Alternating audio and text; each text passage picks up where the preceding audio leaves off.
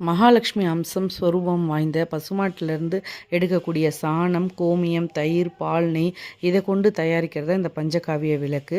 இதை வச்சு நம்ம விளக்கு ஏற்றும் பொழுது வீடு ரொம்பவே பார்த்திங்கன்னா மங்களகரமாக ஆகிறதும் நல்ல ஒரு பாசிட்டிவான ஃபீல் கூட நமக்கு கிடைக்குங்க.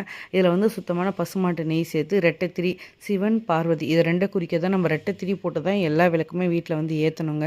இதை ஒரு அகலில் வச்சுட்டு இந்த மாதிரி நெய் விட்டு நம்ம திரி போட்டு அதுக்கு பூஜை பண்ணுற ஆரம்பிக்கிறதுக்கு முன்னாடி இது ஏற்றி வச்சு வழிபட்டோன்னா ரொம்ப நல்லது. கணபதி ஹோமம் செஞ்ச பலன் இது கிடைக்கும் அப்படின்றாங்க. இது தானாகவே விளக்கு முழுதுமே பார்த்திங்கன்னா எரிய ஆரம்பிச்சிடும். எரிஞ்சதுக்கப்புறமா இதை தினமும் நம்ம திருநீராக நம்மளும் குழந்தைங்களும் வச்சுட்டு வரலாம். ரொம்ப நல்ல ஒரு பாசிட்டிவான ஃபீல் நமக்கு கொடுக்குங்க. கண்டிப்பாக நம்பிக்கையோடு செஞ்சு பாருங்கள். நாட்டு மருந்து கடைகள் எல்லாமே கிடைக்கும். விலையுமே ரொம்ப கம்மி தான். வாங்கி பயன்படுத்தி நல்ல பலனை கண்டிப்பாக அடைங்க.